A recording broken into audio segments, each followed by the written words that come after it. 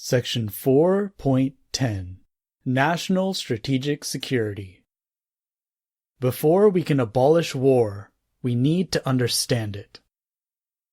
Peter Turkin. Section 4.10.1 Modeling how modern agrarian society controls its resources. It is possible to model warfare as a resource control protocol. Sections 4.5 through 4.7 discuss the differences between abstract power and physical power-based resource control systems. These sections discussed how agrarian society attempts to use abstract power to replace physical power. The word attempt was emphasized because abstract power-based resource control structures clearly tend to break down. If abstract power functioned properly as the basis for managing resources, there wouldn't be so many physical conflicts.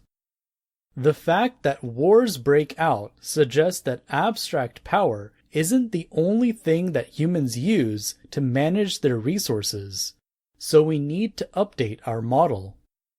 To produce a more accurate model to describe how agrarian society manages their resources, it is necessary to account for their use of physical power competitions, in other words, warfare.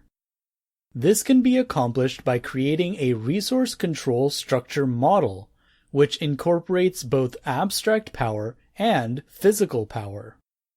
To that end, a hybrid resource control model has been provided in Figure 52, a more accurate model of the resource control structure adopted by modern society.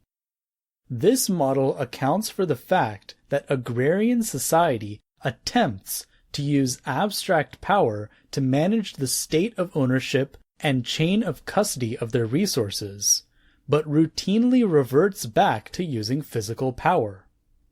This model contains the same controllers as the previously described resource control models and combines them together into a single system. 3 control actions worth the reader's attention have been enumerated and highlighted in purple. 1. Abstract power subscribes to physical power. 2. Physical power projectors constrain, decentralize, enforce, and legitimize abstract power. 3. Abstract power projectors request enforcement and legitimization from physical power projectors. The first control action is subscribe. As previously discussed, everyone tacitly subscribes to the control authority of physical power, by virtue of the fact that nobody gets to unsubscribe from the influence of physical power. No matter what belief systems people adopt, and no matter how people choose to design their abstract power hierarchies, nobody who wields abstract power gets to unsubscribe from the authority of physical power. As previously explained, physical power is unsympathetic. It works the same regardless of whether or not people believe in it or sympathize with it. This means our presidential republics, semi-presidential republics, parliamentary republics, constitutional monarchies, semi-constitutional monarchies, absolute monarchies, or one-party states are all equally subordinate to physical power and equally incapable of escaping its impact.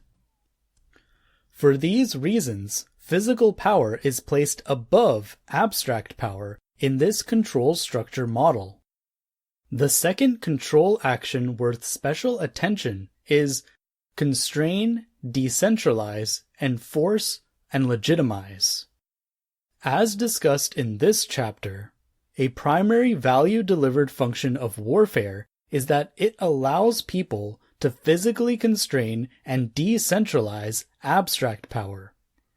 Warfighting is the reason why control authority over Earth's dry land has been divided across 195 different abstract power hierarchies. what we now call countries. The precise boundaries of these abstract power hierarchies have been adjusted many times over the past several thousand years, but the control authority over Earth's resources has always remained globally decentralized, precisely because of physical power projection. In addition to physically constraining and decentralizing control authority over Earth's natural resources, physical power projectors, in other words, militaries, also legitimize the abstract power wielded by abstract power projectors. This references the concepts presented in section 4.5 and the example about how kings utilize the physical power projected by their knights to legitimize and convince people to believe in their own abstract power. By having physical power projectors project physical power within the same context of the king's assertion of abstract power, the imaginary power wielded by the king is easier to misperceive as concretely real. Technically speaking, this is a false positive correlation between an abstract input produced by the human imagination and a physical sensory input produced by a power projector. Nevertheless, it works at legitimizing abstract power. As many societies have proven time and time again through countless rebellions, revolutions, and coups d'etats, kings are physically powerless in shared objective physical reality. All it takes to undermine the abstract power and control authority of anyone with abstract power is to simply 1. Stop believing in their abstract power, or 2.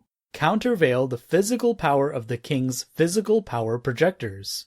In other words, defeat the king's army, the people with real power. We know this process works because it is the reason why monarchies today are almost entirely ceremonial and have virtually no abstract power, one major exception being the Kingdom of Saudi Arabia. The reason why most monarchies today are almost entirely ceremonial is because power projectors stop legitimizing their abstract power. The populations living under monarchies in the past got so fed up with the exploitation and abuse of their belief system that they 1. Stopped believing in the king's imaginary power, or 2. Started projecting real power to countervail their monarch's army, thus delegitimizing the king's abstract power. If kings truly had the power they claimed to have, this would not have happened. But a series of revolutionary wars made a very compelling case that kings don't have real power. They just have abstract power. For this reason, abstract power projectors have been placed in a lower and more subordinate position to physical power projectors in this model. The last enumerated control action is request, enforcement, and legitimization. This is another tacit control action that is easy to explain using the same king and knight example. When a king orders his army to carry out his will, what he is really doing is asking physical power projectors to legitimize his abstract power. The same thing happens during virtually any form of physical enforcement. Physical power is superior to abstract power, which means physical power projectors are superior to abstract power projectors. Additionally, laws are only imaginary logical constraints, not physical constraints. Because imaginary constraints are demonstrably incapable of physically preventing anyone from doing anything, laws must be physically legitimized using physical power. The request for physical legitimization and enforcement of abstract power is therefore implicit, not explicit, but nevertheless still a request. As many rulers have learned the hard way over many acts of mutiny, physical power projectors can and often do choose to stop enforcing or legitimizing their ruler's abstract power. When this happens, the control authority that abstract power projectors have over people's resources disappears. Conversely, when abstract power projectors choose not to legitimize physical power projectors, the control authority of physical power projectors does not change. For this and several other reasons, we know that abstract power projectors require the tacit permission of physical power projectors, and not the other way around. This cold, hard truth is backed by a well-recorded history of many rulers being physically overthrown. Section 4.10.2 Two ways for the oppressed to countervail both abstract and physical power projectors. Using this newly updated control structure design, we can see that it reveals two ways for members to escape oppression if they feel like they are in an abusive or exploitative resource control structure. If a member is being oppressed by either abstract or physical power projectors, regardless of whether those power projectors are from a neighboring country or from the member's own country, those members have two ways to countervail their control authority. The first way was originally mentioned in Section 3.11. Members can simply refuse to assign value to the resources being controlled. As an example, consider the US dollar, USD, world reserve currency. USD is an international resource controlled by an abstract power hierarchy backed by the world's most powerful power projectors, the US military. The US military legitimizes the abstract power of its presidential republic, and by virtue of the design logic encoded into their rules of law, that presidential republic has executive control authority over USD. While it is certainly true that both types of power projectors, the abstract power of the presidential republic plus the physical power of the US military, have control authority over the state of ownership and chain of custody of USD, that doesn't make anyone have to value USD. Therein lies the key to countervailing US power. Hypothetically speaking, if the US were to forget how this power structure works and became systemically exploitative and abusive with their control authority over USD, for example, if they started denying people's access to USD through sanctions, or debasing people's purchasing power by inflating USD, then members could countervail both the physical and abstract power of the US by simply not valuing USD as their world reserve currency anymore. For this reason, the assign value to resources control action which members can exercise seems small, but it is in fact very empowering. If the people in charge of the USD were to do something which motivated members to exercise this control action and stop valuing USD, their abstract power and control authority would disappear. It is therefore critical for the US not to do anything to motivate members from exercising this control action, else they risk losing their power. The US deliberately made themselves vulnerable to this attack vector by converting USD from a physical system into an abstract belief system in the 1970s. Like so many organizations to come before them, the US seems to have lost sight of the value of physical constraints to abstract power. By converting USD into a money denominated by gold into a money denominated purely by bits of information, aka fiat, the US converted their entire monetary system into an abstract belief system, with no physical constraints securing it against systemic exploitation by high-ranking people who control the transfer and storage of those bits of information. Additionally, the people with abstract power and control authority over USD only have it insofar as people are willing to believe in it, because physical power is irrelevant at securing money which doesn't physically exist.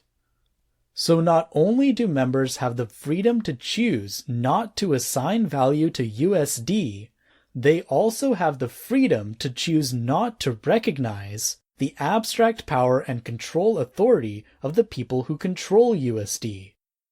This means the entire USD monetary resource control system is backed by nothing but the faith in the value of the dollar and the abstract power of the people who control the dollar.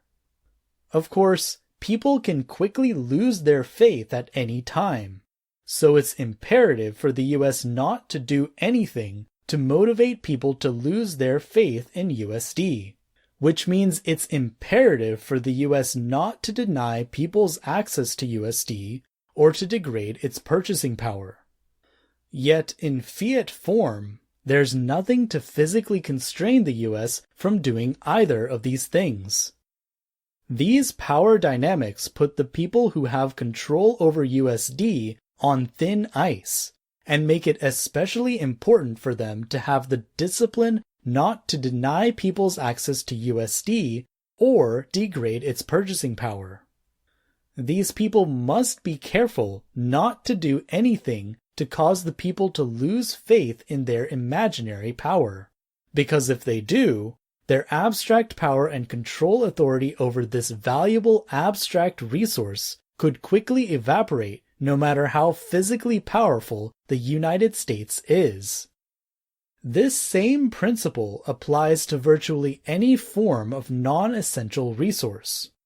For example, many people use both physical and abstract power to control the state of ownership and chain of custody of diamonds. Both physical and abstract power over diamonds can be made obsolete by simply not valuing diamonds. There are, of course, some essential resources which sapiens don't have the option of not valuing. For example, food, water, and oxygen. In cases where sapiens don't have the option of escaping oppression by choosing not to value resources, their second option to regain control authority over the state of ownership and chain of custody of their resources is to become their own physical power projectors and impose severe, physically prohibitive costs on their oppressors. This is a primary motivation behind wars. Because physical power is inegalitarian and inclusive, anyone can choose to become a physical power projector regardless of their rank or title or standing within the existing abstract power hierarchy. Section 4.10.3 The National Strategic Security Dilemma. Now that we have made a general model of agrarian society's resource control structure, we can review the topic of national strategic security. Members of abstract power hierarchies have two primary vulnerabilities: foreign invasion or internal corruption. The former usually occurs when a foreign belligerent actor uses physical power as the basis for their attack. The latter usually occurs when a belligerent actor uses abstract power as the basis for their attack. Either way, both vulnerabilities have the same solution: impose severe physical costs on the attacker until they don't have the capacity or inclination to continue their attack. Based on this insight, we can see that the same primordial economic dynamics which apply to wild organisms and organizations also apply to agrarian society. This makes perfect sense considering how agrarian society is quite literally a pack of wild animals, just like any other pack animal species observed in nature. We can therefore describe the dynamics of national strategic security the same way we described the survivor's dilemma in the previous chapter. Like any other wild organism in nature, every nation has a benefit-to-cost ratio of attack, BCRA. A nation's BCRA is a simple fraction determined by two variables, the benefit of attacking it and the cost of attacking it. Benefit of attack is a function of how much resource abundance and control authority is offered by a nation's abstract power hierarchy. Nations with large economies, high levels of resource abundance, and substantial amounts of control authority over those resources have a higher benefit of attack. On the flip side of the equation, cost of attack is a function of how capable a nation is at imposing severe, physically prohibitive costs on attackers. Nations with populations who are more capable of and inclined to impose physically prohibitive costs on attackers have a higher cost of attack. Nations which survive and prosper are those which manage both sides of their BCRA equation effectively.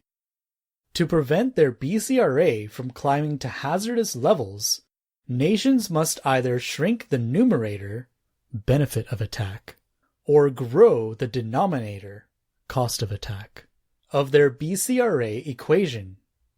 They must either shrink their economy and control authority to decrease their benefit of attack, or they must grow their cost of attack by increasing their capacity and inclination to impose severe, physically prohibitive costs on attackers.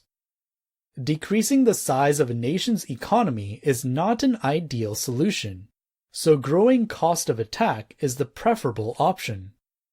If nations choose to grow their economy without growing their cost of attack at an equal or higher rate than the rate at which their benefit of attack increases, BCRA will climb. This explains why pacifism, in other words, a decrease in a nation's inclination to use physical power to impose physically prohibitive costs on attackers, is such a systemic security threat. The more pacifist a nation becomes, the higher their BCRA will climb, and the more likely they are to be devoured by predators, either in the form of foreign invasion or internal corruption. To achieve long-term survival, nations must keep their BCRA level lower than the hazardous BCRA level of the surrounding environment. In other words, the BCRA level which would motivate belligerents to attack. The space in between a nation's BCRA level and the hazardous BCRA level can be called its prosperity margin. This margin indicates how much a nation can afford for its BCRA to rise before it risks being attacked.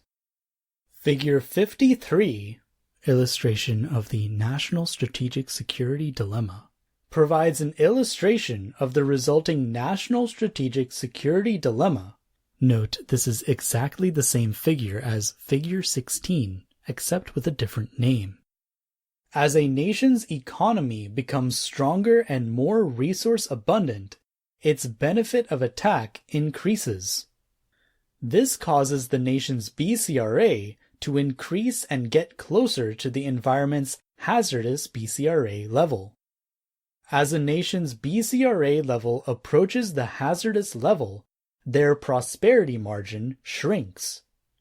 This creates an unfavorable dynamic where the more successful a nation becomes, the more vulnerable it is to either foreign invasion or internal corruption. To make matters even more challenging, a nation cannot know for sure how much prosperity margin it has, nor how quickly it's shrinking. This is because nobody can truly know what the hazardous BCRA level is, as it is a probabilistic phenomenon which depends on the capacity and inclination to project physical power of neighboring nations and is therefore completely outside of a nation's individual control. All a nation can know about their environment's hazardous BCRA level is that it will continuously drop as the environment becomes increasingly congested, contested, competitive, and hostile. The national strategic security dilemma puts all nations into a predicament where they have the same three response options described in the previous chapter. Option 1 is to do nothing to counterbalance the effect of their increasing benefit of attack. The upside to this strategy is that it is more energy efficient. This is because the population effectively ignores its security responsibilities.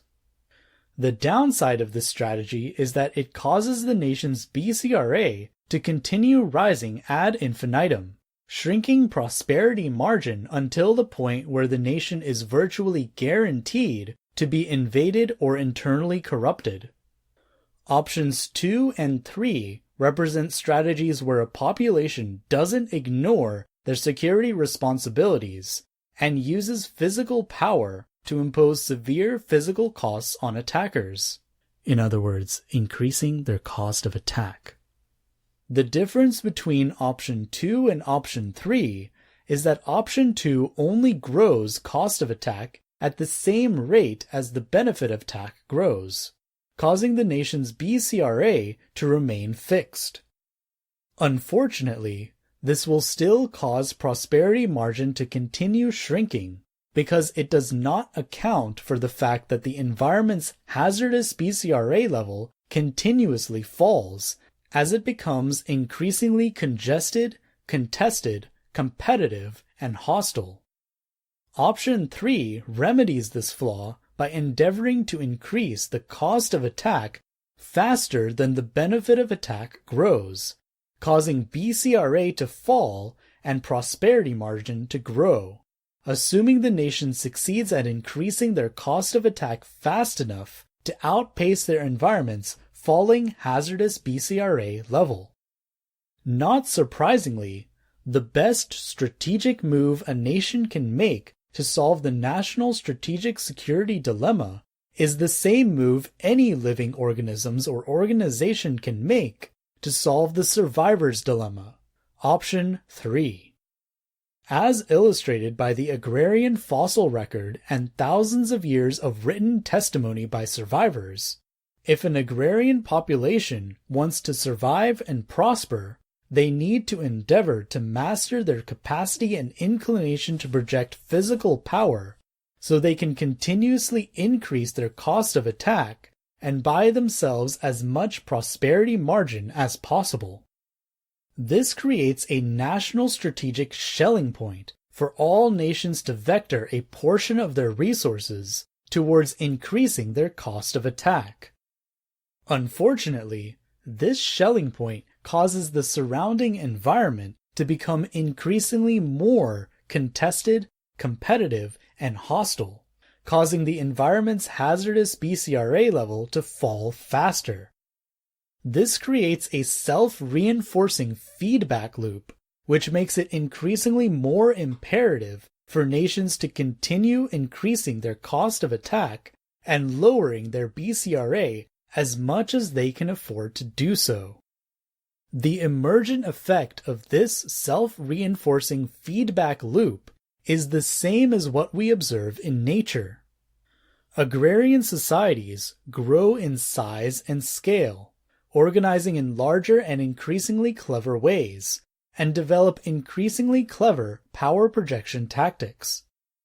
They focus much of their time, attention, and resources on discovering and adopting dual-use power projection tactics, which help them manage both sides of their BCRA equation, just like the behavior observed with the evolution of life. Just as these dynamics explain why nature's top surviving wild animals are often fierce-looking and tough, they also explain why the most successful nations with the best performing economies often have the largest and most successful militaries. Eventually, this power projection game scales into what we see today, with massive scale militaries and extraordinary power projection capabilities. Thus, the same dynamics which explain power projection in nature simultaneously offer us a simple explanation for how and why behaviorally modern sapiens scaled their physical power projection capacity to the point of risking nuclear annihilation. Section 4.11 Mutually Assured Destruction. Because of your leader's refusal to accept the surrender declaration that would enable Japan to honorably end this useless war, we have employed our atomic bomb. Before we use this bomb again to destroy every resource of the military by which they are prolonging this useless war, petition the Emperor now. Act at once, or we shall resolutely employ this bomb and all our other superior weapons to promptly and forcefully end the war. U.S. warning leaflets dropped on Japanese cities following the atomic bombing of Hiroshima. Section 4.11.1 Cooperate or Die. Anthropologists like Peter Turchin have outlined a compelling case that more than 10,000 years of warfighting have produced enough data to indicate a causally inferable relationship between warfighting and the size and scale of human cooperation. He asserts that sapiens became the world's greatest cooperators as a direct result of the existential imperative caused by agrarian warfighting. Additionally, thanks to their increasingly higher levels of cooperation, less of the human population is required to participate in warfighting. To support this theory, Turchin developed a methodology to measure the size and scale of human cooperation and trace how the number of people in polities has grown since the dawn of the Neolithic Age, which he then compared to the proliferation of miscellaneous warfighting technologies. He was able to build a model which accurately predicts the size, scale, and time of human civilization's growth based on nothing more than the development and proliferation of their warfighting technologies. The model accurately predicts where and when the largest, most cooperative, and most prosperous human societies reigned. Based on experiments like this and other forms of cultural evolutionary analysis, Turchin argues that there could be a causal relationship between warfare and cooperation, which drove human cooperation to scales far exceeding the largest colonies of organisms observed in the wild, even in comparison to organisms which are famous for having highly cooperative colonies, like ants and termites. Turchin also argues that warfare creates a counterintuitively positive dynamic of creative destruction, where agrarian society channels its resources to the most stable, cooperative, and productive societies capable of sustaining high-functioning cooperative relationships for the longest amounts of time. In other words, warfare creates trickle-up dynamics where natural resources flow to the most well-organized and cooperative civilizations. While Turchin's theory may be novel from an anthropological perspective, it should not be surprising to anyone who can understand the core concepts of power projection in nature and the innovate, cooperate, or die dynamics of predation discussed in the previous chapter. It is incontrovertibly true that living organisms have been evolving into increasingly more organized, cooperative, and innovative creatures as a direct response to the existential threat of predation, since at least the first bacteria discovered phagocytosis. the capacity to subsume or eat other bacteria. As discussed in the previous chapter about power projection tactics in nature, cooperation is first and foremost a power projection tactic which emerged at least as early as 2 billion years ago. To project more power and make it harder to justify the physical cost of attacking them, organisms simply sum their individual physical power together using cooperation.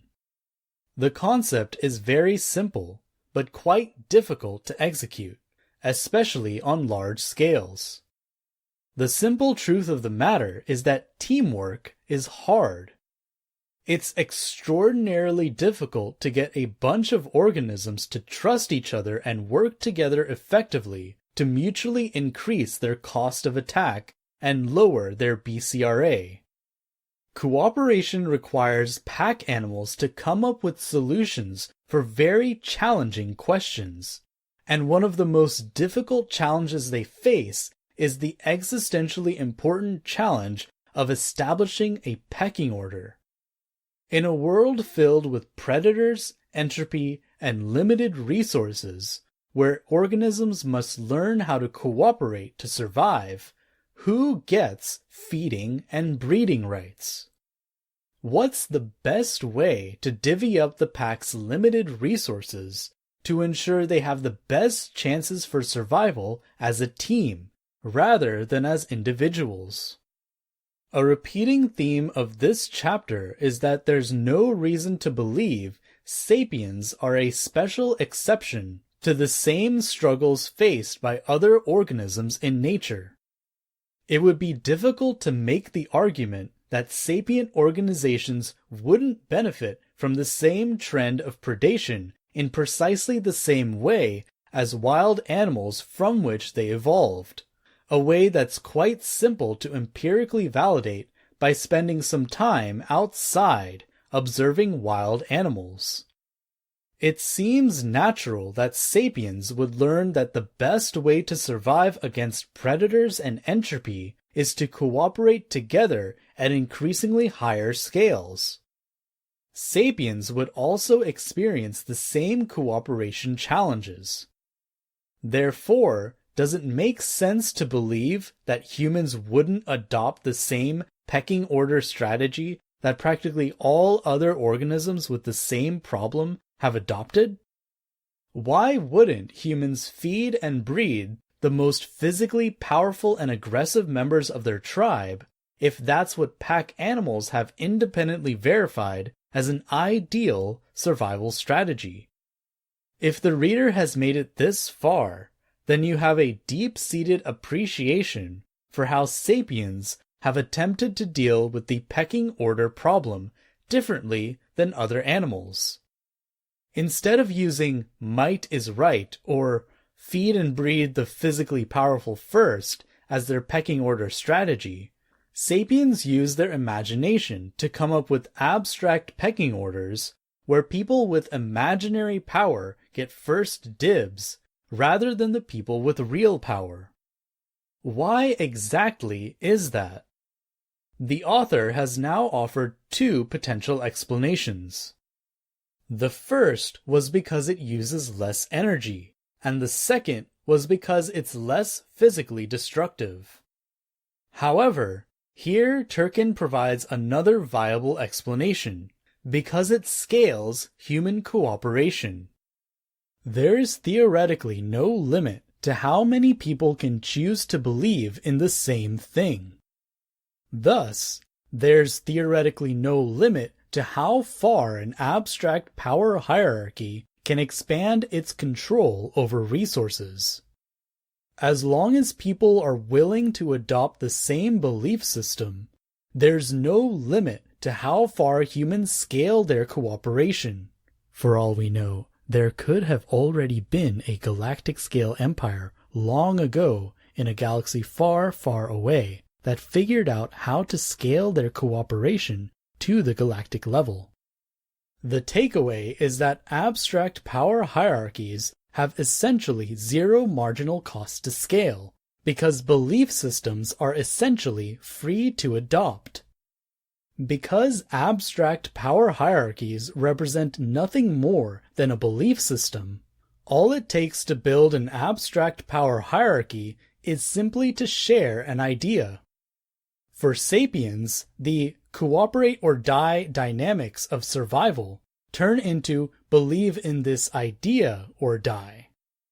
Therefore, out of existential necessity and for the sake of self-preservation, particularly in response to the threat of invasion, sapiens are compelled to adopt increasingly larger-scale belief systems because if they don't, they're much less likely to survive against other sapiens who adopt increasingly larger-scale belief systems. This dynamic appears to be what led agrarian society towards adopting massive-scale belief systems like nation-states, as well as the national power alliances formed by multiple nation-states, for example, the European Union or NATO. 200,000 years ago, humans traveled in foraging bands comprised of tens of people. 10,000 years ago, sapient populations increased to farming villages comprised of hundreds of people. 7,500 years ago, sapiens developed simple chiefdoms, small cities, comprised of thousands of people. 7,000 years ago, these simple chiefdoms turned into complex chiefdoms, comprised of tens of thousands of people. 5,000 years ago, the first archaic states emerged and were comprised of hundreds of thousands of people. 500 years after that, human cooperation exploded into macro states comprised of millions of people. 2,500 years ago, the first mega-empires emerged, comprised of tens of millions of people. Remarkably, the large nation-states we live in today are merely 200 years old. Abstract power hierarchies clearly have the ability to scale quickly because ideas have essentially no marginal cost. This makes them a useful countermeasure against nations attempting to scale their physical power projection capabilities. Abstract power hierarchies help humans coordinate their efforts better, assuming the people with abstract power are competent and trustworthy.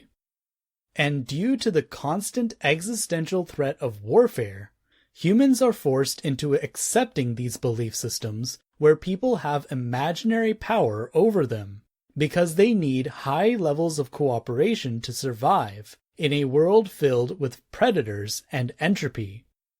These dynamics imply that sapiens are placed into a strategic pickle where they must choose which abstract power hierarchy they want to subscribe to, or else they will find themselves fending for themselves alone in the wild. Except our Paleolithic ancestors weren't helpless in the wild. They had the freedom and confidence to roam the continents hunting and gathering. They didn't have to worry about massive-scale nuclear-armed tribes run by dictators on abstract power trips.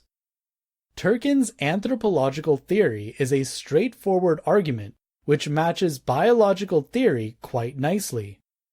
His theories seem intuitive to people who study nature with scientific and amoral rigor, but it can be unintuitive to domesticated sapiens who have adopted the habit of believing they're above the routine physical confrontation observed in nature, or believing that physical conflict and aggression, both of which are very common behaviors observed in every size, scale, and corner of the wild and rewarded by natural selection, is immoral according to whatever their individually subjective and unfalsifiable definition of what moral is.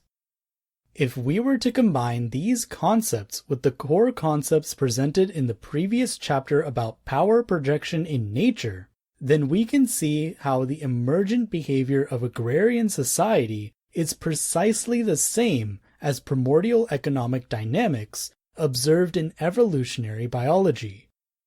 This means we can summarize the complex emergent behavior of national strategic security and the phenomenon of using warfighting using simple bow tie notation. To that end, Figure 54 shows a bow tie representation of national strategic security dynamics. Here, the author illustrates how it's possible to boil the complex dynamics of 10,000 years of agrarian warfighting down to a simple little illustration where organisms pair up with other organisms and adopt increasingly larger-scale abstract power hierarchies so they can increase their ability to impose physical costs on neighboring organizations, all for the sake of surviving and prospering in a congested, contested, competitive, and hostile environment filled with predators and entropy. The top portion of this figure shows individual nations projecting national power. Each nation has their own individual benefit of attack and cost of attack, and thus their own individual BCRA. To increase their ability to survive against predators and entropy, they learn how to organize and cooperate and sum their cost of attack together, as shown in the top right portion of the figure. By summing their cost of attack together, they create a shelling point where other nations must sum their cost of attack together, or else their individual BCRA will be too high. Fast forward these dynamics across thousands of years, and we arrive at the situation shown in the bottom of this figure, where alliances of individual nations double as organizations in and of themselves. For example, NATO, comprised of billions of people endlessly searching for increasingly clever ways to project power, sum it together, and use it as a mechanism to make it impossible for adversaries to justify the cost of a fight. So there you have it. Sapiens are exactly the same as any other multicellular organisms, learning how to stick together through colonization or clustering. Like Archeon, little sapient conquerors go around capturing cities, forcing them to stick together, and turning them into nation-states. A few generations pass, and another sapient conqueror goes around capturing city-states, forcing them to stick together, and turning them into nation-states. Each time this happens, the pressurized membranes surrounding each city-state, in other words, their militarily enforced borders, grows larger and stronger, increasing their capacity to project power. Under the mutually beneficial security of these increasingly powerful borders, colonies of clustered humans grow increasingly more interdependent and reliant on each other for vital nutrients, materials, and gene swapping. They are able to form highly complex structures, self-assembling into increasingly more specialized workforces, trading various goods and services, and becoming ever more efficient, productive, and resource-abundant. Through this special combination of robust security and high-functioning internal economy, sapiens were able to follow a multi-step biological path towards ever-increasing structure until it managed to self-assemble into complex, massive-scale economies we see today. Section 4.11.2 Warfare is a self-perpetuating process that naturally increases in size and destructive power. A primary takeaway from Turkin's theory on the relationship between warfare and cooperation is that humans are compelled out of existential necessity to adopt common abstract belief systems, which make them more capable of cooperating and combining their power projection capabilities together for mutual survival and prosperity. Expanding on Turkin's theory, it's possible to make two follow-on observations. The first observation is described in this section. The second observation is described in the next section.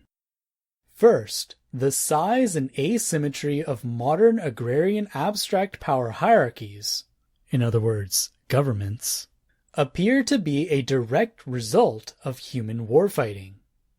This is a subtle but remarkable observation to make because it implies that warfare is its own root cause.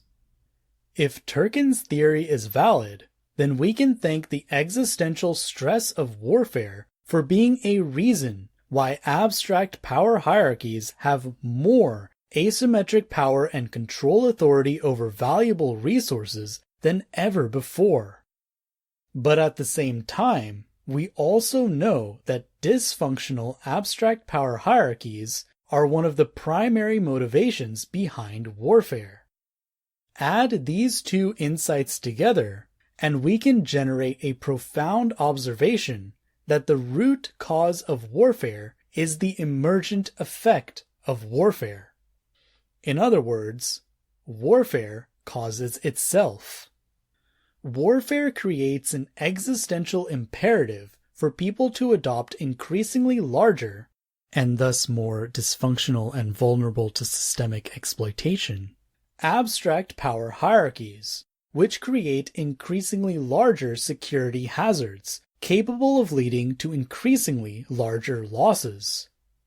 Dysfunctional abstract power hierarchies motivate people to wage wars, which are won by adopting larger-scale abstract power hierarchies, for example, national power alliances, to scale cooperation and sum enough physical power to win the war.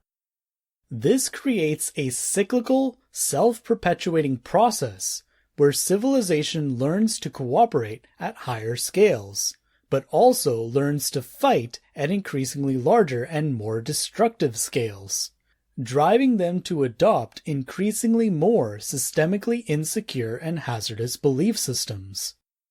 Through this spiral, what starts as a comparatively minor territorial dispute over irrigated land between Neolithic chiefdoms hurling spears at each other snowballs into modern nation-states pointing nuclear intercontinental ballistic missiles at each other, which is now expanding extraterrestrially into space and cislunar orbit. If the author's description of national strategic security dynamics is accurate, then it's quite ironic. It means that even though agrarian society uses warfare to physically constrain and decentralize abstract power hierarchies, and prevent the world from falling under the rule of a single ruling class, the emergent effect of that activity causes the size of agrarian society's abstract power hierarchies to grow and gain asymmetrically higher amounts of control authority over everyone, making populations increasingly more vulnerable to systemic exploitation from their own ruling classes. To put it more simply, in our attempts to physically constrain and decentralize our neighbor's ruling class, so they can't exploit us with their imaginary power and resource control authority, we inadvertently make ourselves more vulnerable to exploitation and abuse from our own ruling class. By winning world wars against our neighbors, we create massive-scale abstract power hierarchies with extraordinarily asymmetric amounts of abstract power and control authority over our most valuable resources, thus high BCRA. And we attract systemic predators like moths to a flame. We practically lay down a red carpet for predators and invite them to come systemically exploit the common belief systems we have to adopt to win our wars, which inevitably causes our belief systems to break down and lead to more war. It's a vicious, tragic cycle. Section 4.11.3 Nation-states are an untested multicellular organism living in the wild. A second follow-on observation from Turkin's theory is that nation-states are relatively untested in nature. For 99.9% of the time that anatomically modern sapiens have walked the earth, they have not lived in nation-states. For 99.6% of the time that behaviorally modern sapiens have been thinking abstractly and constructing shared imaginary ideological constructs for themselves, they have not believed in nation-states. Abstract power hierarchies have been around for thousands of years, but these abstract power hierarchies have never been large enough to qualify as nation-states, and have never been as asymmetrically powerful, thus as systemically insecure, as they are today. We feel like nation-states have been around forever, because enough time has passed where we, and all the people we have ever met, have only ever lived in a world governed by abstract power hierarchies large enough to qualify as nation-states. But comparatively speaking, nation-states are very new, and we don't know if they're a properly functioning, long-term survival strategy for our species. Nation-states have clear, systemic security flaws. They inherit all the flaws of abstract power hierarchies discussed at length in this chapter, and then magnify them to unprecedented scale. It is incontrovertibly true that people who are given asymmetric abstract power and control authority over people's valuable resources can't be trusted not to exploit or abuse that abstract power. Based on that same written testimony, we also know that it is incontrovertibly true that attempting to logically constrain abstract power by encoding rules of law are demonstrably inefficient. Nevertheless, modern agrarian society has scaled this repeatedly dysfunctional belief system to the point where hundreds of millions of people, even billions of people in cases like China, must trust hundreds of people not to exploit their abstract power and control authority over the population's most valuable resources. Why would people agree to this? If Turkin's theory is valid, it's because it's existentially necessary for survival. This would imply that modern agrarian society effectively backed itself into a corner, with another strategic shelling point.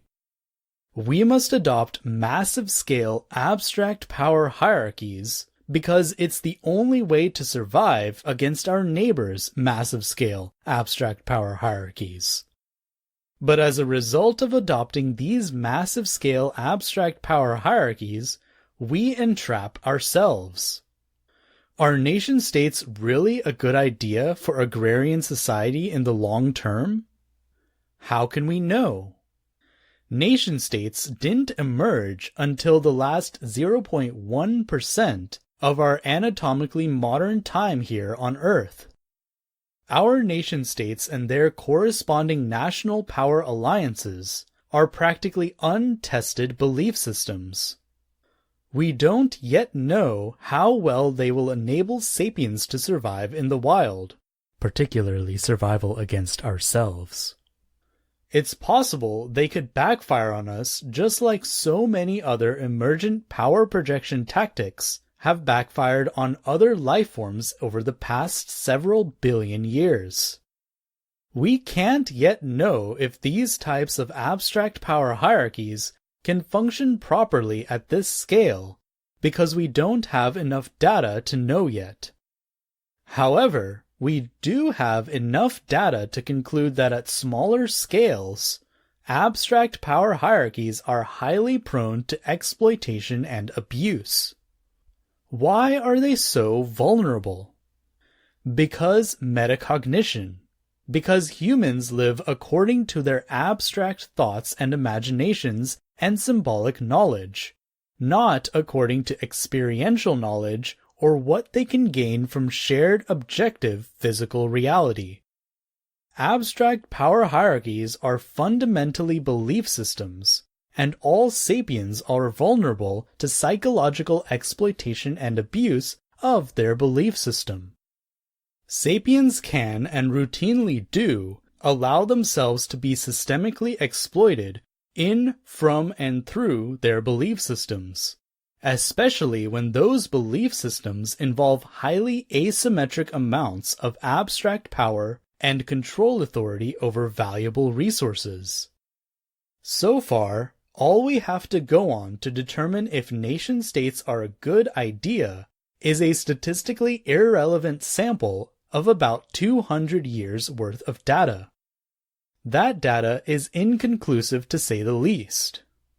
It's filled with many of the best examples of sapient aspiration and achievement that would never have been possible if it weren't for the extraordinarily high scales of cooperation that nation-states enabled. Through the cooperation and coordination of our nation-states, we walk on the moon and build international space stations.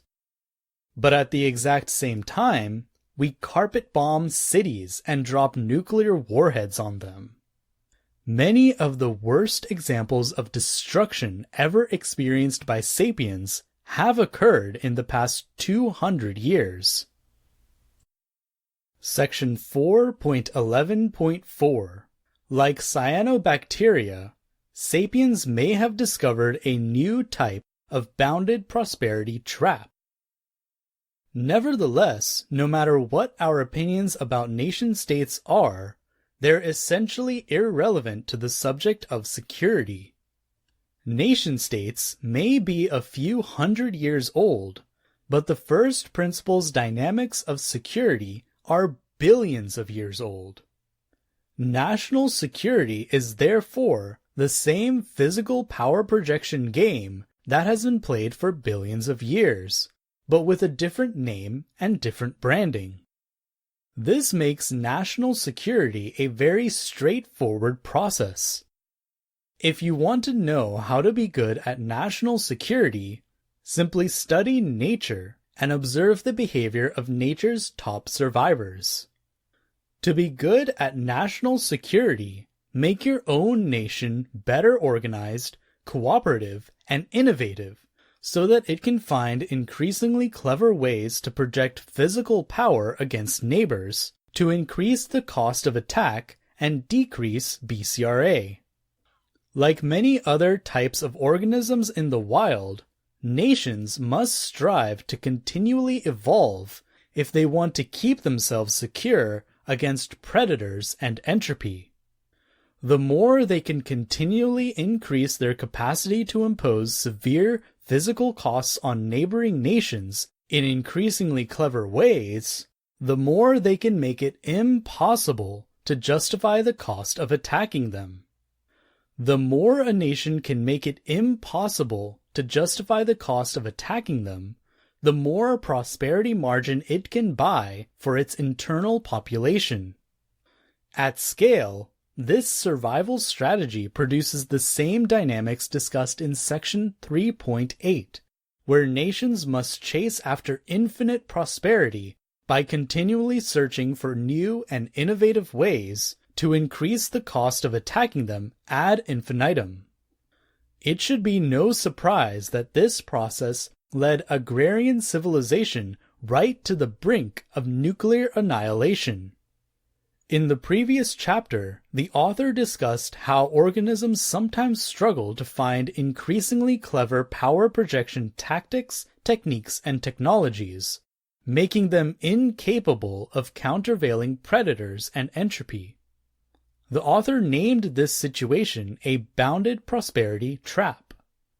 One of the most dramatic examples of a bounded prosperity trap was the example provided about life's mass extinction event called the Great Oxygenation Event. As a refresher, cyanobacteria discovered an innovative tactic called photosynthesis, but it backfired on them by covering the world with highly combustible oxygen and setting themselves and the oceans ablaze for millions of years. Fortunately, life had the ingenuity to learn how to, literally, stick together and cooperate at increasingly higher scales. Organisms continually experimented with different types of power projection tactics until they were able to discover the right countermeasures needed to countervail the blaze and escape their fiery hell. This was perhaps the most compelling display of life's rebellious, do not go quietly into the night ethos against the cold and unsympathetic nature of the universe. Entropy quite literally lit a flame under life's hindquarters, and life responded not by giving up, but by becoming stronger and more intelligent and more powerful than it had ever been before. Cyanobacteria crawled out of their fiery hellscape by innovating, and they exited their bounded prosperity trap with multicellular membranes and many other innovations, to which we owe our everlasting gratitude today, billions of years later. With the concept of bounded prosperity traps fresh in mind, let's examine the state of the world today.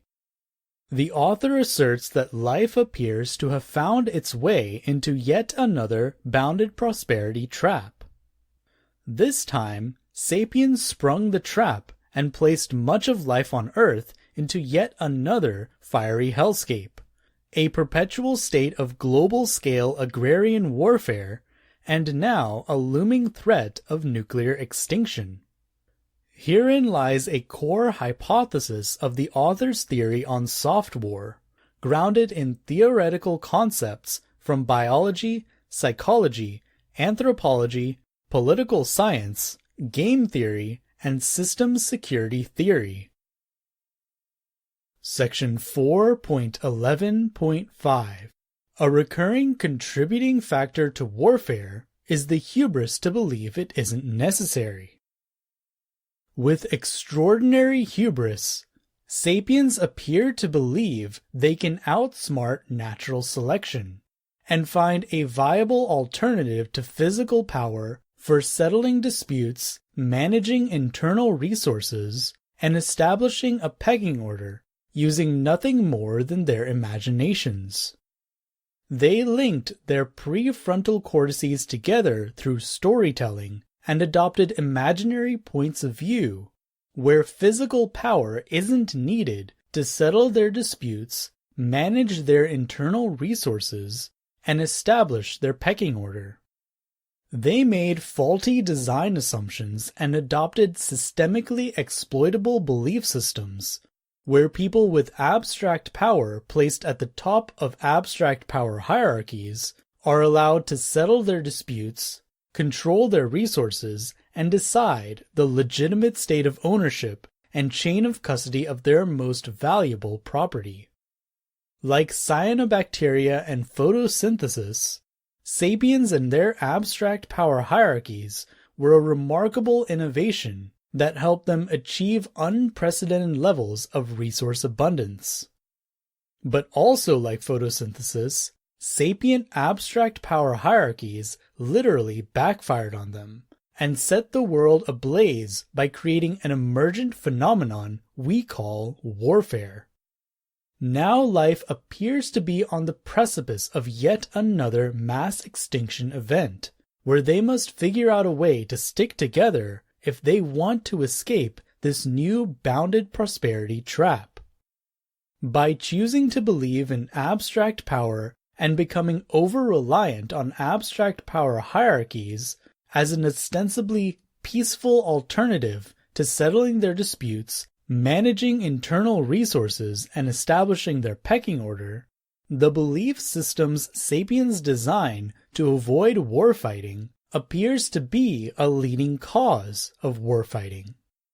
In yet another tragic example of irony, the human desire to avoid physical conflict to settle small-scale policy and property disputes repeatedly cascades into massive-scale physical conflicts.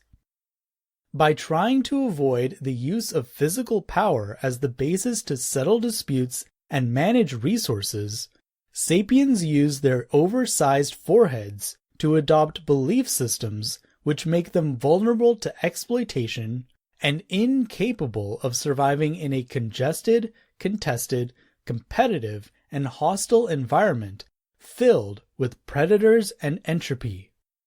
In their attempts to avoid the energy expenditure and injury risk of human-on-human physical conflict, sapiens seem to inadvertently contribute to creating more of both. Some agrarian populations became so self-domesticated by their imaginations that they forfeit their capacity and inclination to project physical power altogether. Not surprisingly, a population which doesn't believe in using physical power because of ideological reasons is a population incapable of protecting themselves against invaders who don't share the same ideologies.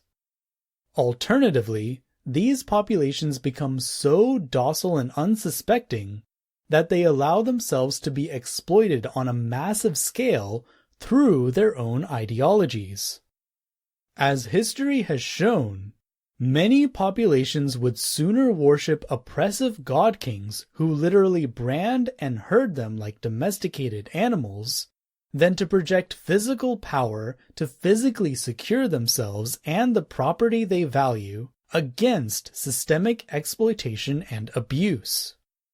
In their desire for peace, they become oppressed. People keep thinking their laws will keep them secure. They keep subscribing to demonstrably flawed beliefs that logical constraints encoded into laws and signed by people with abstract power are sufficient enough at protecting them against systemic exploitation and abuse, and they inevitably find themselves entrapped in states of major inequality and oppression, with no ability to recognize the source of the trap, thus no hope of escaping it.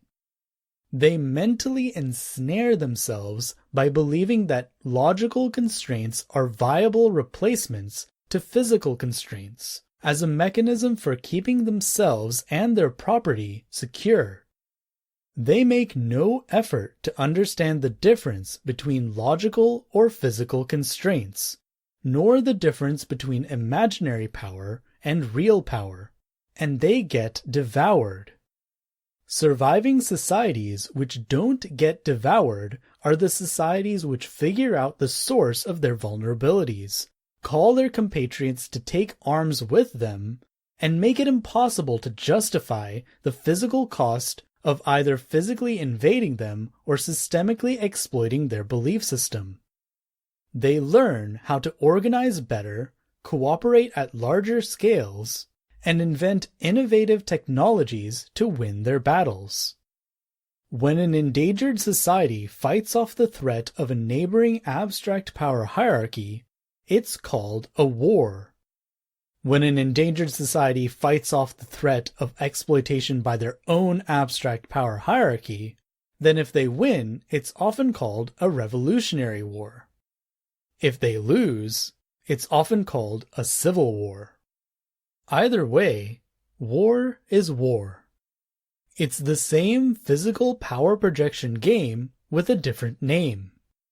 There is nothing different happening in shared objective physical reality when people engage in physical power competitions and call it regular warfare, civil warfare, or revolutionary warfare.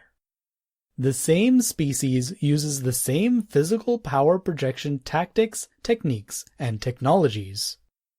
The primary difference is the stories they tell, the abstract thoughts people use to motivate themselves to organize and impose severe physical costs on each other. In every war, the cause people fight for is often imaginary. People frequently fight for nothing more than a belief system. Trapped behind the cage of their overpowered, overreactive neocortices, sapiens construct abstract realities indistinguishable from physical reality, which are more meaningful and satisfying for them. Their imaginary mental models of the world become so important to them that they will gratefully line up and die for them. Their abstract thoughts completely overpower their instincts not to harm their own kind, and they commit unnatural and unprecedented amounts of intraspecies fratricide, gutting and mangling each other for the sake of good or God or government, because people can't seem to be able to come to global consensus about what these things mean or what the correct design for them is. And despite all this suffering, as much as people hate to admit it, warfare keeps resurfacing because it has complex emergent social benefits. At the same time, it clearly has major downsides because it creates a self-reinforcing dynamo of self-destruction and intraspecies fratricide, more so than any other species on Earth. The more societies go to war with each other, the more they must cooperate at higher scales by forming larger and more exploitable abstract power hierarchies. This cooperation allows them to sum more power together to accomplish extraordinary achievements like winning world wars and traveling through space. But the more they create asymmetric imaginary power and authority over larger amounts of resources, the more asymmetrically advantageous it becomes for self-serving sociopaths to exploit populations through these belief systems. The more people get exploited through their belief systems, the more motivated they become to cry havoc and let slip the dogs of war once again, to restore society back to an acceptable state of systemic security. But the more people fight wars, the more they must cooperate at larger scales by creating larger abstract power hierarchies. This creates a larger window of opportunity to be systemically exploited at even larger scales, which must be resolved using larger scales of physical conflict to impose larger amounts of physically prohibitive costs on exploiting them. If this is starting to sound repetitive, that's intentional. The author is illustrating to the reader that war is not only cyclical, it's tragically predictable. On and on the dynamo of self-destruction turns, the same process with the same root causes, repeating itself ad infinitum and ad nauseum, snowballing over tens of thousands of years to the point where sapiens subscribe to belief systems which make it socially acceptable to bomb cities to secure themselves against the imaginary belief systems adopted by the people living in the cities being bombed. And what do these people believe? They believe there is a viable substitute to physical power as the basis for settling their disputes, establishing control authority over their resources, and achieving consensus on the legitimate state of ownership of property. They believe there is a moral or ethical alternative to physical power, that we could live in peace so long as we let them decide what right means, give them asymmetric abstract power and control authority over our resources, and entrust them not to exploit it. New alliances are formed at increasingly remarkable levels of cooperation to win global-scale wars against self-serving sociopaths, only for those alliances to make larger populations more systemically vulnerable to future generations of self-serving sociopaths who wear lapel pins and shake their hands in the air as they tell stories and try to convince people they know what's right. People line up to subscribe to these belief systems and let themselves get exploited at unprecedented scale, so entrapped behind their abstract thoughts and imaginary realities that they won't stop it. Through their belief systems, billions of people allow themselves to be gaslighted and systemically exploited in broad daylight by increasingly brazen god kings. Onwards, agrarian society stumbles over itself like brain-dead zombies, dead men walking towards larger, more devastating wars until they finally hit the brink of thermonuclear annihilation and the shelling point known as mutually assured destruction. Imagine, instead of trying to replace physical power with abstract power, that people learn to accept there is no replacement for physical power, and we instead sought to replace kinetic power with electric power. If we could figure out a way to use non-kinetic, thus non-lethal, forms of warfare that still enabled global-scale strategic power competitions to settle disputes, manage resources, and establish a pecking order, then we might be able to break this cycle. If only there were a global-scale physical power projection technology out there to which society had zero trust, egalitarian, and permissionless access. Enter Bitcoin.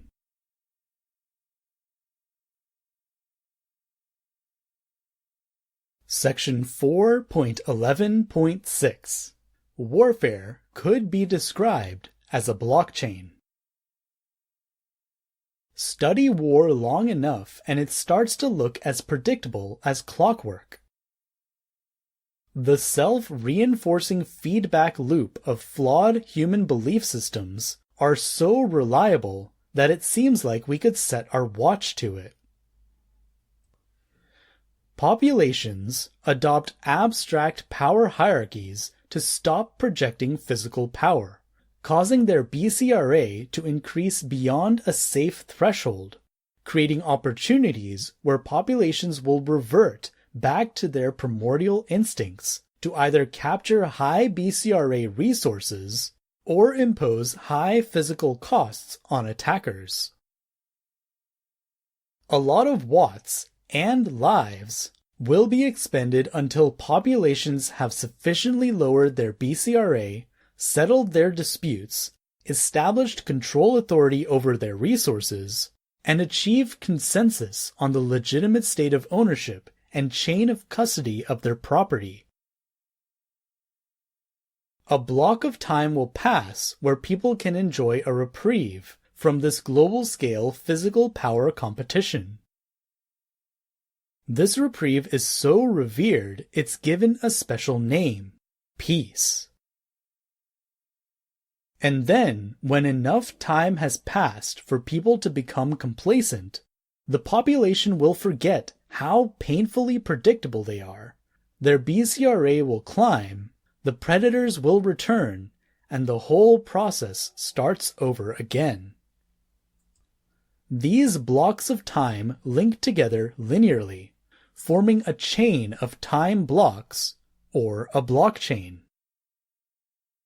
The winners of this continuous global power competition are given the privilege of writing history, which is nothing more than a globally distributed ledger of information that keeps account of who has control of what and what the general state of consensus is regarding the legitimate state of ownership and chain of custody of the world's resources. This clockwork behavior of modern society is illustrated in Figure 55, how the cycle of war creates a blockchain. Countless people have been sent to early graves, warning future generations through bone trails dug up thousands of years later. Countless other warnings have been written into the pages of history by the survivors. For thousands of years, people of the past have been trying to warn the people of the future that something isn't working. Our belief systems are clearly flawed. They clearly don't work the way we wish they would. Countless times people have proven through their actions that there is no viable substitute for physical power for any population who wants to live free from the threat of foreign invasion or who wants to remain systemically secure against the threat of corrupt, self-serving sociopaths who psychologically exploit and abuse people through their belief systems. In our extraordinary hubris, we believe we can do better, and we ignore the warnings of our predecessors. We keep scaling our beliefs about abstract power to the point where those beliefs become a clear and present danger to the survival and prosperity of our species.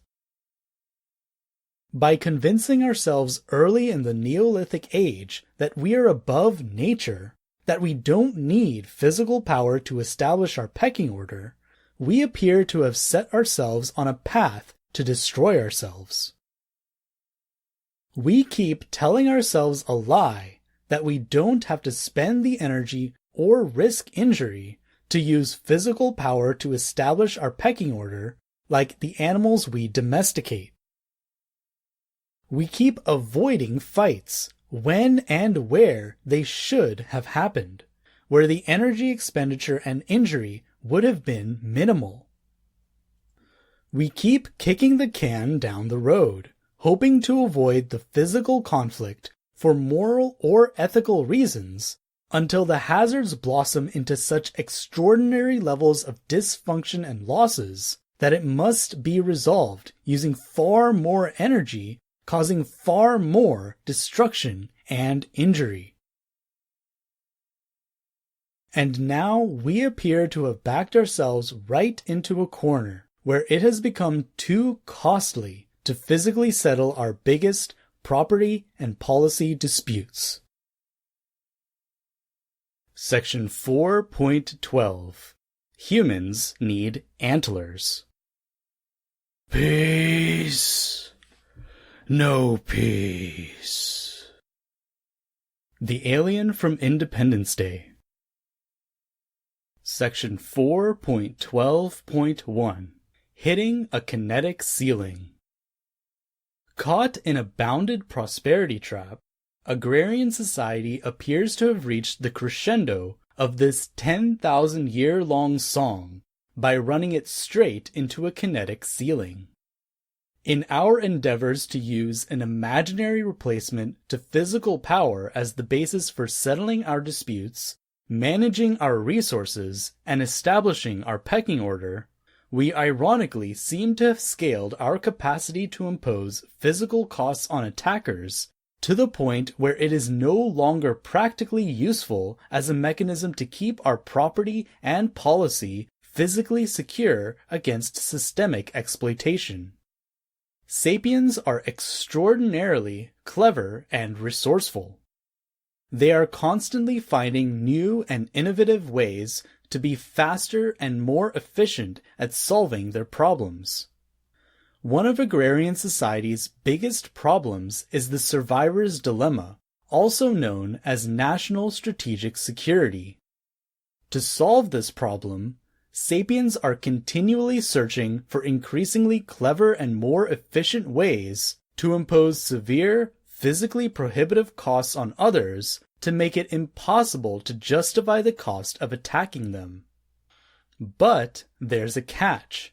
It is theoretically possible for sapiens to become so efficient and resourceful at imposing severe, physically prohibitive costs on each other that it defeats its own purpose. The author asserts that this could be what happened with the invention of strategic nuclear warheads. The evolution of human physical power projection tactics can be visualized in graphs like Figure 56. Evolution of physical power projection technologies developed by agrarian society, using two evaluation criteria. 1. How efficient they are, and 2. How much physical power they have the capacity to produce. The efficiency of a given physical power projection technology is a function of how much physical power it can project divided by the cost required to produce that power.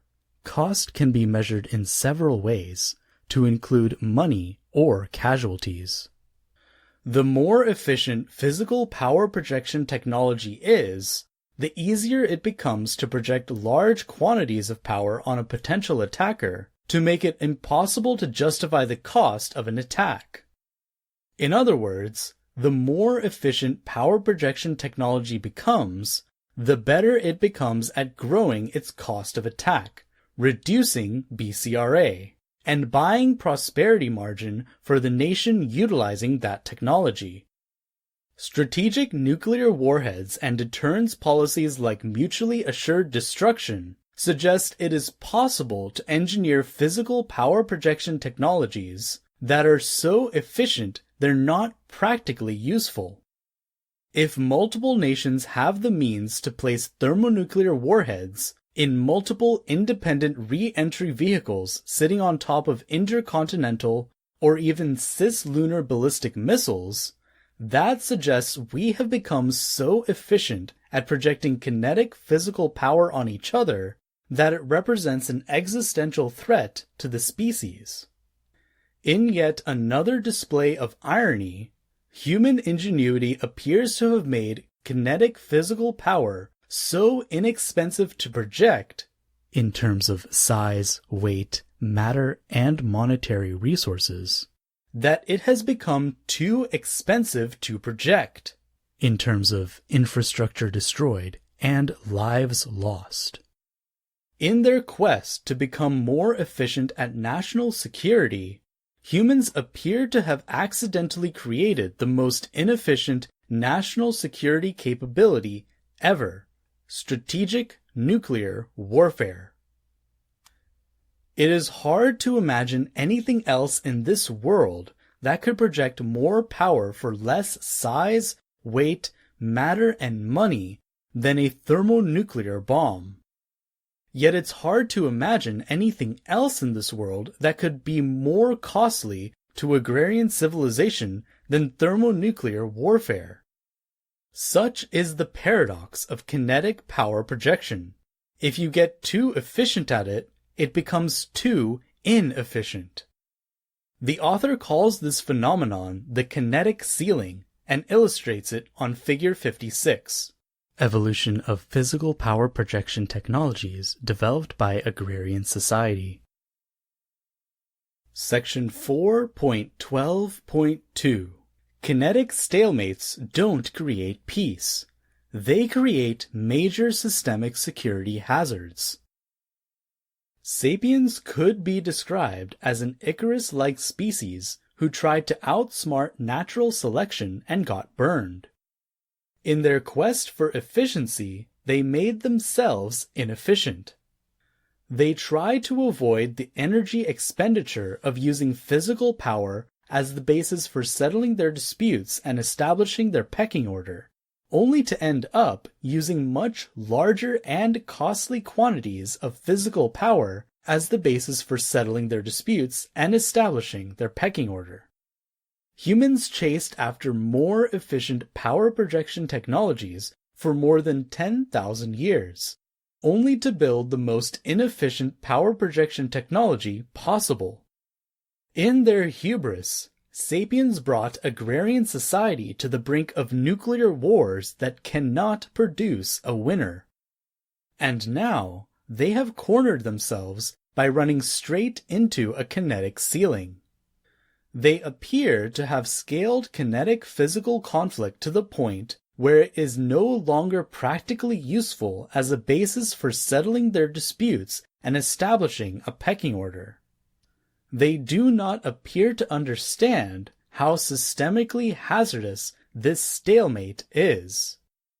We have scaled our capacity to project kinetic power and compete in global-scale kinetic power competitions beyond the point where it would be practically useful as a basis for settling disputes and establishing pecking order. It is possible that agrarian society is in the middle of a strategic-level kinetic stalemate. Incidentally, the 70 years of time that have passed since the invention of nuclear warfare is just enough time for sapiens to forget the hard-earned lessons of history and the root causes of warfare discussed throughout this chapter. That peace, that temporary block of reprieve between wars, appears to be stretching towards its limit. We may be overdue for a strategic-scale war, but what happens if a strategic-scale kinetic war cannot be waged or cannot produce a winner? Is a strategic-scale nuclear kinetic stalemate a good thing or a bad thing? The knee-jerk reaction from someone who doesn't understand the necessity of physical power projection in agrarian society would probably assert that nuclear stalemate is a good thing. Finally, they might claim, we can have peace because we have made strategic-level kinetic warfare too expensive to wage. Now that we have reached the end of this chapter on power projection dynamics in modern agrarian society, the reader should have a thorough understanding of the flaws of this line of reasoning. For starters, it presumes that the only threat to a population is invasion from a neighboring abstract power hierarchy. A strategic-level stalemate might secure a population against an invasion from a neighboring abstract power hierarchy, but it wouldn't secure a population against massive-scale systemic exploitation and abuse from their own abstract power hierarchy. So right out of the gate, people are ignoring a major security hazard and a reoccurring cause of war. This is why the author dedicated so much of this chapter to explaining the security flaws of abstract power hierarchies, to help the reader understand the threats they would likely face in a kinetic stalemate. Peace is not an option so long as predators exist, especially systemic predators who hunt people through their collective belief systems. Peace has never been a replacement to war. It has only been a name we assign to the state of reprieve between wars, when people are competent and trustworthy enough with their abstract powers to settle our disputes, manage our resources, and establish our pecking order without physical power. But as 10,000 years of evidence would suggest, peace doesn't last. It is as fleeting and as fragile as the imaginary power it gives to high-ranking people and entrusts them not to abuse. Like clockwork, our abstract power hierarchies become dysfunctional, and the next war comes. No species, to include sapiens, have ever walked the earth without subscribing to the physical power projection game. We have never had the option of unsubscribing from this game. We are not special because we have big brains capable of imagining a different world where we have outsmarted natural selection and aren't constantly under threat of being attacked, invaded, or exploited. No matter what our imaginations show us, the real world remains filled with these threats. We have never walked on a planet that isn't filled with predators. We have only allowed ourselves to forget about them. We become so comfortable and complacent in our high tower of success, built for us by the sacrifice of our predecessors, that we become docile and domesticated. We get drunk off the luxury of forgetting that we're surrounded by predators who don't take reprieves. We may be able to stop predators from invading us, but we can't stop predators from exploiting our belief systems. In particular, the belief systems we use to manage our most valuable resources, like our money. The more abstract power and control authority we give to a ruling class, the more benefit they gain from exploiting their abstract power and control authority over us. To expect a ruling class not to exploit increasingly asymmetric levels of abstract power is frankly ignorant. We know that this is incontrovertibly true because if it weren't true, people wouldn't be compelled to fight wars. Their abstract power hierarchies and the imaginary logical constraints they encode into their rules of law would be sufficient to secure themselves without physical power. But it clearly isn't sufficient, hence warfare. So what happens when agrarian society hits a kinetic ceiling and stalemates itself at a strategic level? To believe that a stalemate is a good thing is to make a tacit assumption that there are viable alternatives to physical power as a basis for settling our strategic disputes, establishing control authority over our strategic resources, and achieving consensus on the legitimate state of ownership and chain of custody of our property in a zero-trust, permissionless, and egalitarian way. Is it possible that sapiens are the first species on Earth to have discovered an alternative to physical power competition as the basis for establishing pecking order? Perhaps, but it seems more likely that the people who think a strategic level stalemate is a good thing are ignoring the core concepts of natural selection, human metacognition, and the differences between abstract and physical power. The point of view that a strategic level stalemate is good for agrarian society hinges on a delusion that sapiens have the option of living in a world without predators and entropy. It implies we can use our imaginations to adopt belief systems where people can be entrusted not to use their imaginary power to exploit our belief systems. It implies we can keep ourselves secure against systemic exploitation and abuse using nothing more than logical constraints encoded into rules of law to which systemic predators aren't sympathetic. For these and the reasons discussed at length throughout this chapter, it's unreasonable to believe that a kinetic stalemate represents a lasting peace. Instead, it's far more reasonable to believe that a kinetic stalemate represents a major systemic security hazard. Section 4.12.3 A stalemate to war would represent a god-king's paradise.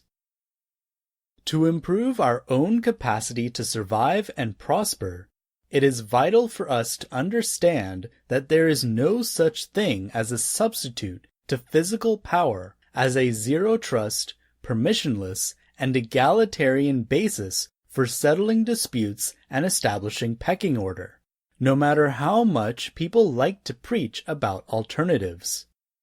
If it's true that agrarian society has stalemated itself at a global-scale strategic level with nuclear warheads, then that means agrarian society has never been more vulnerable to the threat of unimpeachable systemic exploitation and abuse than it has ever been in the past 10,000 years of populations suffering from the oppression of their god-kings. To understand the hazard we could be in, simply ask, what are the complex emergent social benefits of warfare that society would lose in a kinetic stalemate?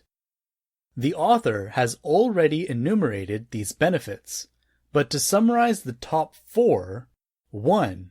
Zero trust, permissionless, and egalitarian control over resources. 2. The ability to physically resist, constrain, and decentralize dysfunctional abstract power hierarchies. 3. The existential motivation to innovate and cooperate at increasingly higher scales. And 4.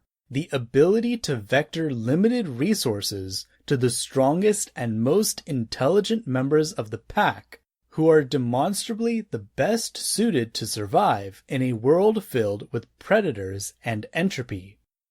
If these are the valid benefits of warfare, then we can see that a stalemated society would be a trust-based, thus systemically insecure, permission-based, and inegalitarian society, where a ruling class has unimpeachable control over a ruled class.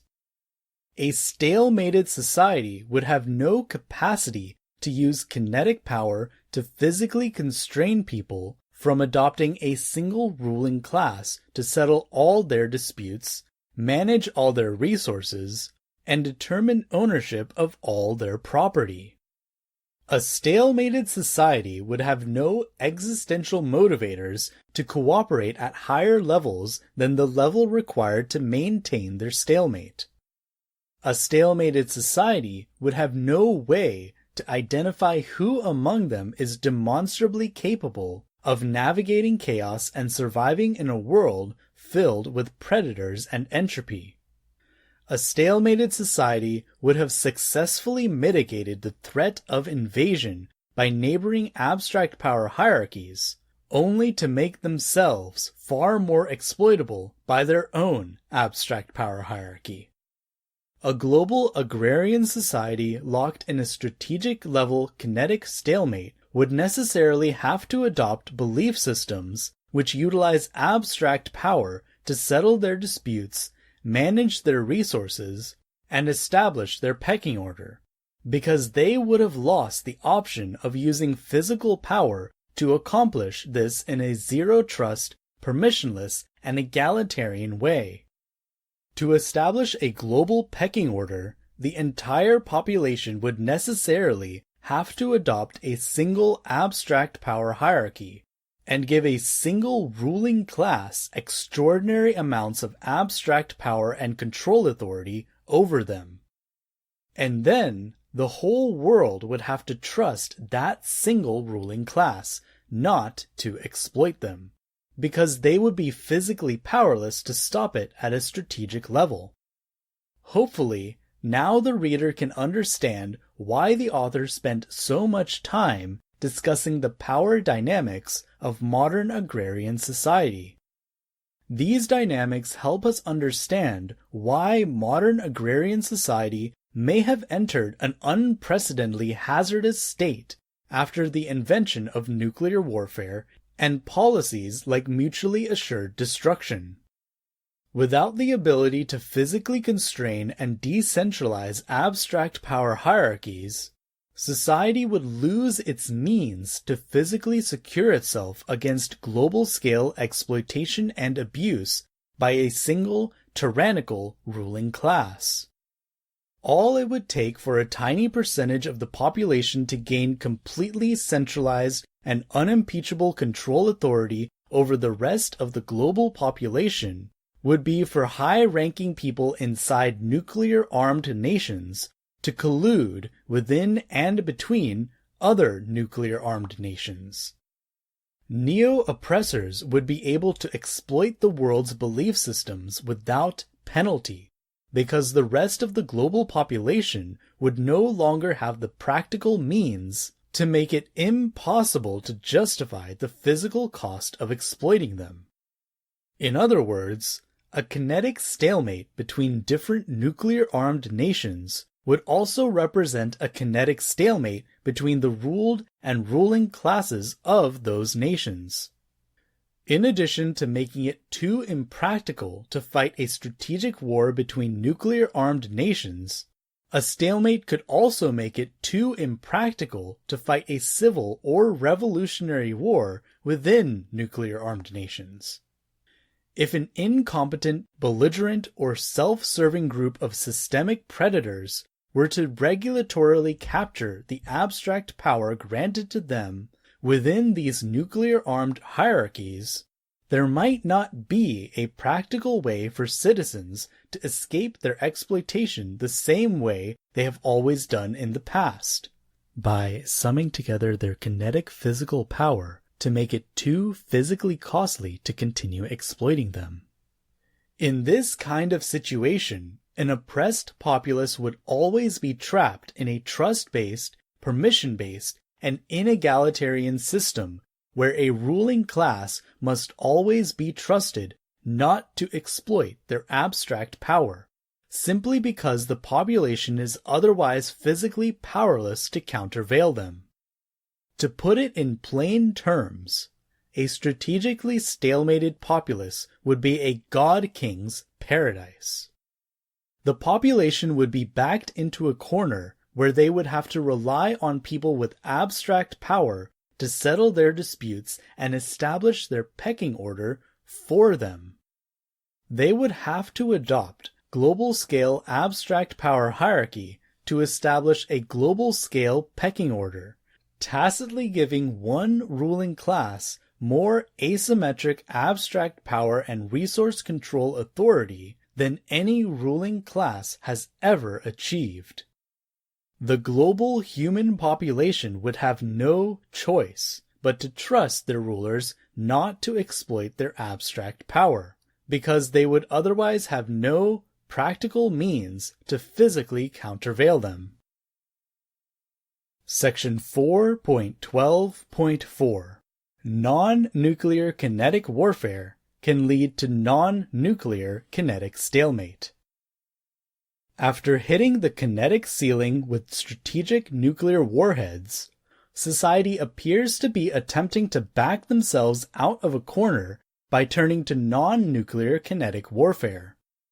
The Korean War, Vietnam War, and the global war on terror are some examples of nuclear superpowers deliberately choosing to use weaker and less efficient power projection technologies to settle their disputes. Why would nuclear superpowers deliberately choose to use weaker and less efficient power projection technologies?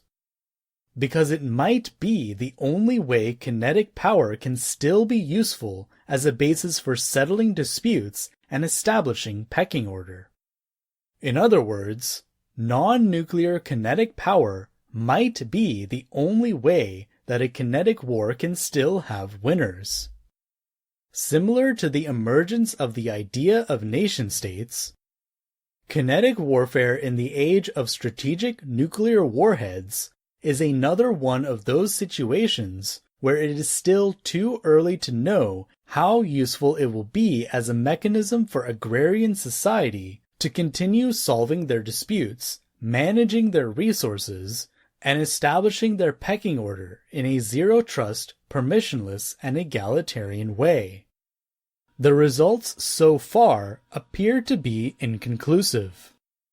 No two nuclear superpowers have gone head-to-head with each other in physical combat to settle a meaningful dispute. Instead, they have fought proxy wars, for example, Cold Wars and trade wars. Since the invention of strategic nuclear warheads and the adoption of policies like mutually assured destruction, non-kinetic warfare has only been used to settle minor disputes in comparison to kinetic wars of the past. These disputes have ostensibly been between non-nuclear nations or asymmetrically powerful nations where one side has nukes and the other side doesn't. This means we essentially have no idea if kinetic warfare is useful at solving large-scale property or policy disputes between nuclear superpowers anymore, because we have not tried it yet. The author has a difficult time believing that non-nuclear kinetic warfare could settle a major global-scale dispute between nuclear superpowers without escalating to nuclear warfare and once again stalemating it at some derivative form of mutually assured destruction. If we assume this is true, then we can conclude that society has indeed reached a kinetic stalemate at both the nuclear and non-nuclear level, and is therefore highly vulnerable to the systemic security hazards discussed throughout this chapter. But for the sake of argument, if we were to assume that it is still possible to settle major global-scale strategic disputes using non-nuclear kinetic warfare, then the author asserts it's not reasonable to believe this capability will last for long. If there's still a window of opportunity for kinetic warfare to be useful as a means to settle major strategic disputes, then that window of opportunity might be closing. As mentioned before, sapiens are obsessed with efficiency. Nuclear warheads represent what happens when sapiens create more efficient power projection technologies. They design and build power projection technologies that are so efficient they aren't practically useful. Nuclear warheads prove that too much power projection efficiency can counterintuitively become too inefficient. It's clearly possible to build power projection technologies that are so efficient at projecting power that they're too costly to use because of how destructive they are. With this in mind, consider what it means when agrarian society deliberately chooses to settle their disputes and establish their pecking order using non-nuclear technologies. It means they're going to strive to make their non-nuclear kinetic power projection technology more efficient. What is the end state of making non-nuclear kinetic power projection technologies more efficient? We already know what the end state is. Eventually, non-nuclear kinetic power projection technology will become too efficient to be practically useful. By deliberately choosing to withhold from nuclear warfare and engage in non-nuclear kinetic warfare as the primary basis for settling global disputes in a zero-trust and permissionless way, agrarian society is setting itself up for a situation where it discovers yet another way to make kinetic warfare too costly to wage. Instead of nuclear technology, it would just be some other non-nuclear technology that becomes too efficient at projecting power to be practically useful. The way things are starting to play out, it looks like it could be something involving artificial intelligence and swarms of flying, crawling, and swimming drones. If we can return to the chart showing the evolution of power projection technologies employed by agrarian society, we can illustrate this issue by adding another arrow to the chart, as shown in Figure 57, Evolution of Physical Power Projection Technology, shown with an attempted fork. By choosing to engage in non-nuclear forms of kinetic warfare, agrarian society is essentially trying to fork its evolutionary path. The problem is that the forked path is just as vulnerable into running into the same kinetic ceiling. The end state of increasingly more efficient kinetic power projection technologies is the same, regardless of whether it's nuclear or non-nuclear, a kinetic stalemate. All that agrarian society will accomplish by forking the evolutionary path of kinetic power projection is to eventually discover yet another way that kinetic wars can't be won because it's too costly to wage, creating yet another form of mutually assured destruction that leads to the same kinetic stalemate, possibly at both the strategic and the tactical level. Nations have started to realize that the best way to make their non-nuclear kinetic power projection technologies more efficient at projecting power is to take humans out of the loop. Software-operated drones are replacing human-operated machines. The size, weight, and power of these drones are collapsing. They're starting to fly in swarms. They're starting to drop bombs on people's heads with extraordinary precision. They're starting to think for themselves and predict human behavior better than humans can. The marginal cost of putting precisely the right amount of kinetic power in precisely the right place to impose the maximum amount of physical cost on attackers is plummeting, thanks to drones. We're getting extremely good at kinetically striking people with surgical-like precision for cheap. At the same time, other technologies like artificial intelligence are converging. we are marching straight towards the dystopian future envisioned by the Wachowskis in The Matrix, where swarms of sentient killer robots patrol the skies over the ruins of their creators. Mutually assured destruction was the byproduct of the collapsing marginal cost of kinetic power projection technology, following the discovery of nuclear technology. The more the marginal cost of projecting kinetic power decreases, the easier it becomes for multiple nations to scale it. But this same dynamic applies to non-nuclear technology too. The easier it is to scale non-nuclear kinetic power projection technologies, the easier it becomes for society to reach the kinetic ceiling again, and once again arrive at the point where our kinetic power projection technology becomes too mutually devastating to be practically useful as a method for solving disputes. Human society cannot be safe from the threat of mutually assured destruction merely by switching to a non-nuclear form of kinetic warfare, because switching to a non-nuclear form of kinetic warfare doesn't do anything to address what caused mutually assured destruction to happen in the first place: the collapsing marginal cost of kinetic power projection caused by the discovery of new technologies. So even if we assume that non-nuclear kinetic wars between peers can still be conclusively won, which is already a tall assumption to make considering the track record of kinetic conflicts which have taken place after the invention of nuclear warheads, then we still have to acknowledge that the most that can be gained for our species from non-nuclear kinetic warfighting is temporary and incremental advantages along an evolutionary path of technology development that point toward the same dead end. Pun intended.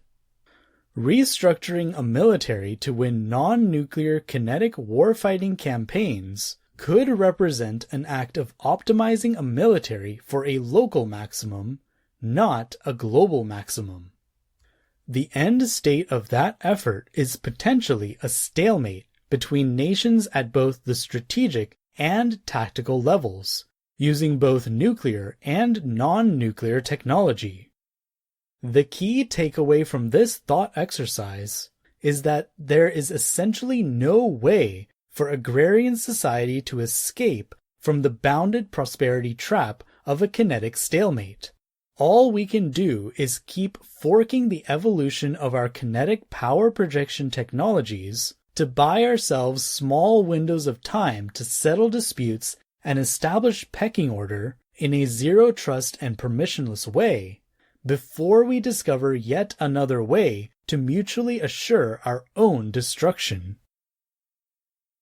Section 4.12.5 Non-kinetic, in other words, electric, power competitions could enable mutually assured preservation. Now we finally arrive at a core insight about human physical power projection tactics, which is essential for understanding the potential national strategic implications of Bitcoin. As much as people wish for it, there can be no peace, because peace requires a world without predators, a world which doesn't exist.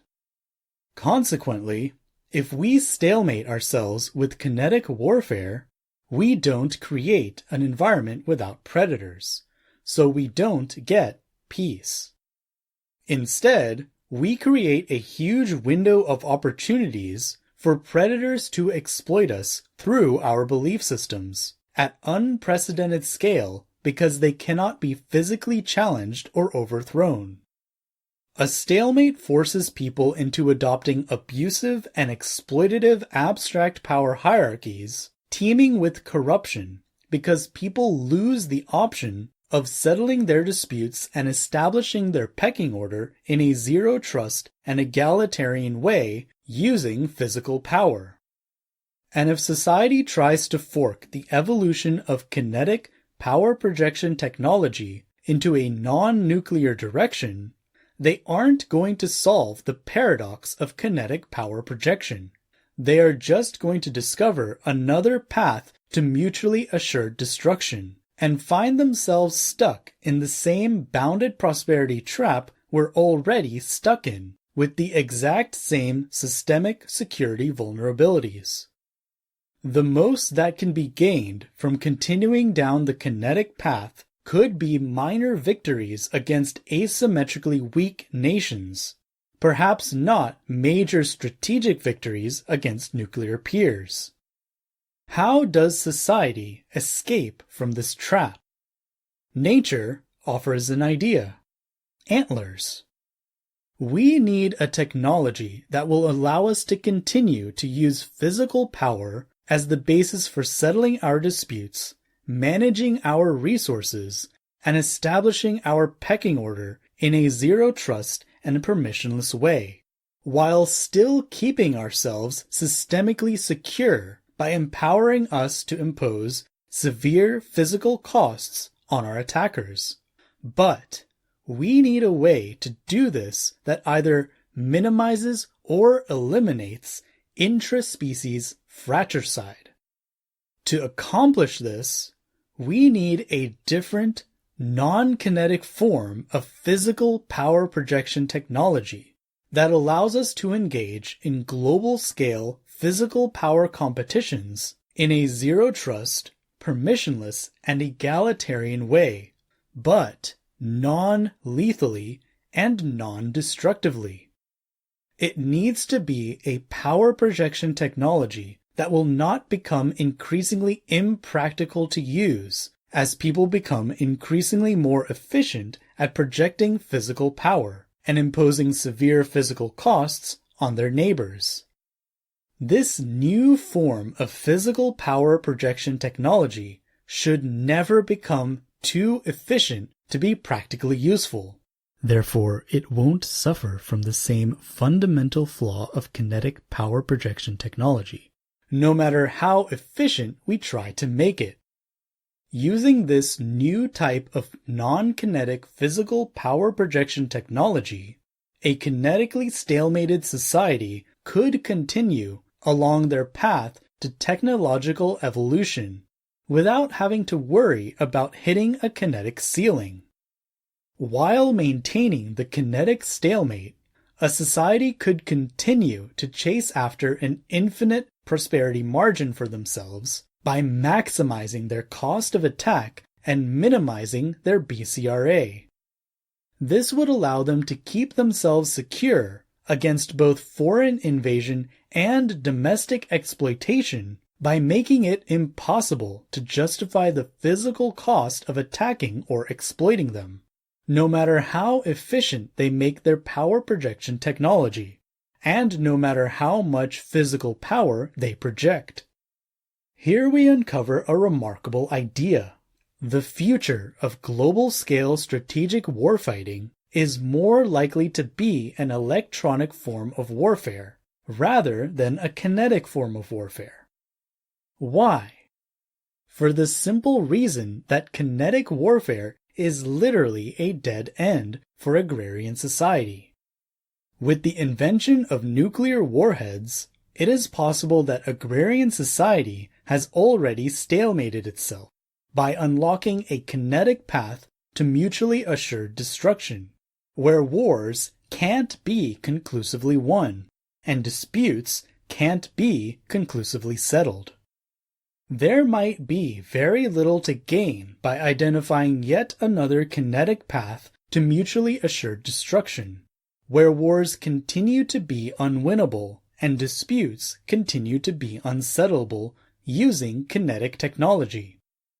And that's assuming it's still even possible to fight strategic conflicts with nuclear peers that don't escalate to the nuclear level, which the author highly doubts. Forking the evolutionary path of kinetic power projection tactics, techniques, and technologies to pursue non-nuclear options isn't going to change the direction of this 10,000 plus year trend. Agrarian society is still marching towards another form of kinetic stalemate. And that's assuming we make the assumption that we aren't already there. Instead, the future of warfare seems to be a non-kinetic form of global physical power competitions that can continue evolving in the same direction as other physical power projection technologies, up and to the right, without running into a kinetic ceiling where it becomes too lethal or destructive to be practically useful. The future of warfare seems like it will be the kind of physical competition that can actually be won, so that our property and policy disputes can actually be settled. Otherwise, it's not really the future of warfare. It's just the continuation of the same stalemate we could be in right now. The key to winning future wars seems to be finding the battlefield where battles can still be fought and won, no matter how powerful and efficient sapiens make their power projection technologies. And clearly, that's cyberspace. The future battlefield of national-scale warfare could be an electro-cyber battlefield, where nations impose severe physical costs on each other electronically rather than kinetically. This concept is shown in Figure 58, Evolution of Physical Power Projection Technology, shown with non-kinetic end state. In this future, nations could increasingly rely on soft forms of non-kinetic power projection that involve charges passing across resistors, as opposed to exclusively relying on hard forms of warfare that involve forces displacing masses. Of course, hard war would still exist, but perhaps mostly to settle minor tactical disputes or to preserve the kinetic stalemate caused by the kinetic power paradox discussed in the previous section. To put it simply, if sapiens are going to evolve antlers so they can continue to engage in global power competitions to settle property and policy disputes and establish pecking order in a zero-trust and egalitarian way that can't be kinetically stalemated, it seems highly likely they're going to be electronic antlers. Electric power projection technology would allow a population to keep themselves physically secure against systemic predators, for example, oppression, without having to rely on the faulty encoded logic of their laws, while a kinetic stalemate would continue to keep them physically secure against foreign invaders. The resulting electric power competition would preserve a zero-trust, permissionless, and egalitarian way for settling disputes, determining who gets control over resources, and achieving consensus on the legitimate state of ownership and chain of custody of property. Section 4.12.6 Nikola Tesla already predicted this would eventually happen. This idea isn't new. It's actually more than a century old. Tesla predicted this in his essay entitled The Problem of Increasing Human Energy. He first described the kinetic power projection paradox in 1900. He already saw the potential for kinetic power projection to scale to the point where it would no longer be useful as a basis for engaging in physical disputes. As one of the world's leading experts in electricity at the time, he also saw how electronic warfare could one day replace kinetic warfare. He predicted society would hit a ceiling with its large and clumsy kinetic power projection technologies, and be forced out of existential necessity to evolve towards human out-of-the-loop, global-scale, machine-on-machine warfare. And he saw this all before the invention of cars, tanks, airplanes, aerial bombardment, nuclear bombs, and drones. In his words, quote, "What is the next phase in this evolution? Not peace as yet by any means. The next change which should naturally follow from modern developments should be the continuous diminution of the number of individuals engaged in battle. The apparatus will be one of specifically great power, but only a few individuals will be required to operate it. This evolution will bring more and more into prominence a machine with the fewest individuals as the element of warfare, and the absolute unavoidable consequence of this will be the abandonment of large, clumsy, slowly moving, and unmanageable units. Greatest possible speed and maximum rate of energy delivery by the war apparatus will be the main object. The loss of life will become smaller, and finally, the number of the individuals continuously diminishing. Merely machines will meet in a contest without bloodshed, the nations being simply interested, ambitious spectators. When this happy condition is realized, peace will be assured." End quote. Here we can see Tesla predicting that people would develop power projection technologies capable of projecting great power, but simultaneously requiring less human-in-the-loop operation. This assertion is followed by another assertion that peace wouldn't be possible if these power projection technologies caused bloodshed. He claims that mutually assured peace would only be feasible if these power-projecting machines did battle against each other via an energy competition.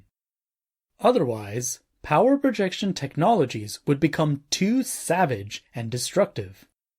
His prediction aligns to what was outlined in this section, that nations would run into kinetic stalemates and not be able to achieve mutually assured peace until they settled on a way to fight their wars non-kinetically, in a way that eliminates bloodshed and mutually assures the preservation of human life, no matter how powerful it becomes. Quote, "No matter to what degree of perfection rapid-fire guns, high-powered cannons, explosive projectiles, torpedo boats, or other implements of war may be brought, no matter how destructive they may be made, that condition of assured peace can never be reached through any such development. Their object is to kill and to destroy. To break this fierce spirit, a radical departure must be made, an entirely new principle must be introduced, something that never existed before in warfare, a principle which will forcibly, unavoidably, turn the battle into a mere spectacle, a play, a contest, without loss of blood." End quote. If we combine the core concepts provided in this chapter with Tesla's insights, then we get to the following argument. The way for agrarian society to assure a lasting peace between nations is not to keep building increasingly more efficient kinetic power projection technologies, which do nothing but win small victories and identify new ways to place ourselves into situations where wars can't be won because they're too lethal and destructive. Instead, the way to assure lasting peace between nations is to give nations the means to engage in non-kinetic, in other words, electronic, global warfare with each other.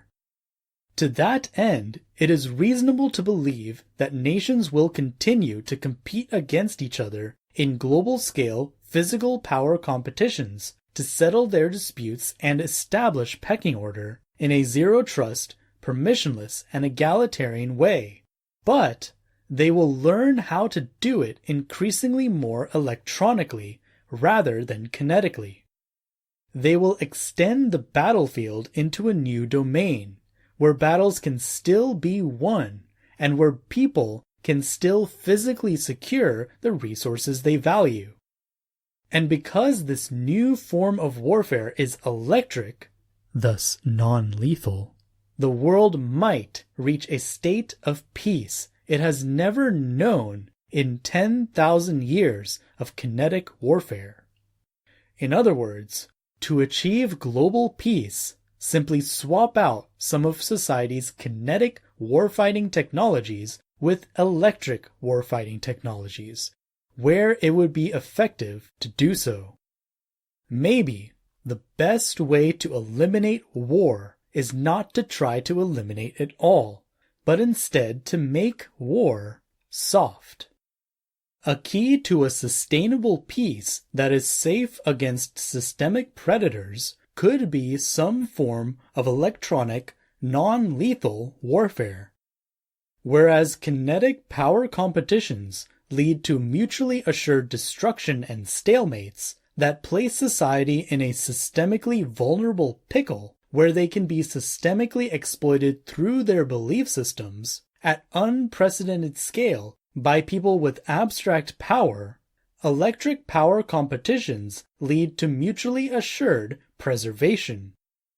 Electric power makes it possible to settle disputes, establish control authority over resources, and achieve consensus on the legitimate state of ownership and chain of custody of property in a zero-trust, permissionless, and egalitarian way that can't be exploited by people wielding imaginary power.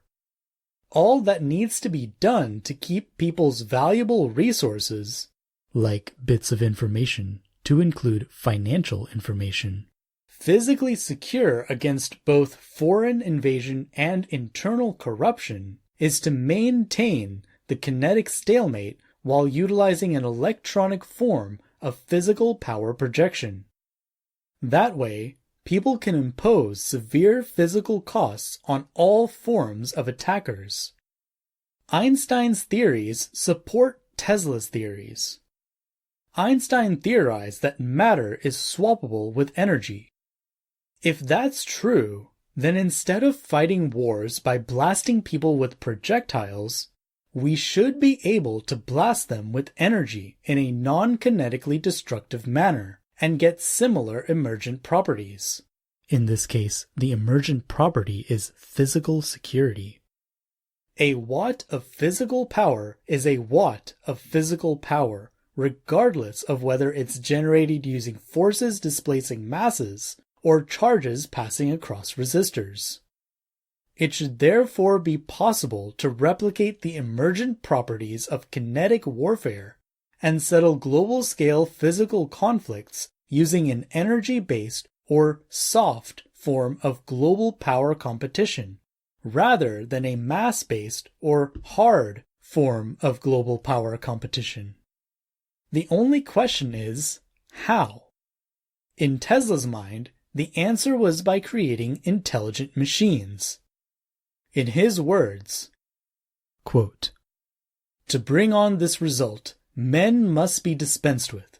Machine must fight machine. But how to accomplish that which seems impossible? The answer is simple enough. Produce a machine capable of acting as though it were part of a human being. A machine embodying a higher principle, which will enable it to perform its duties as though it had intelligence, experience, judgment, a mind." End quote. Tesla made this prediction more than 40 years before the invention of the first operational general-purpose computer. He died a year before it was built, as well as 2 years before the first successful detonation of a nuclear warhead. Already admired by history as one of the world's greatest scientific minds, these predictions may one day make Tesla famous for also being a military strategic thinker. Tesla essentially predicted that software would lead to soft war, before either computers or nuclear warheads were invented, that a lasting peace could be achieved if agrarian society could figure out a way to wage wars by having their machines battle other machines, using great sums of energy, and humans watched eagerly from the sidelines. If we assume Tesla's predictions will eventually come true, then humankind has one extremely important question it needs to answer as quickly as possible before they reach the next non-nuclear form of mutually assured destruction. What would a global-scale electronic power competition look like, where machines battled machines in a non-lethal way, and humans watched from the sidelines? In other words, what would agrarian society's electronic antlers look like?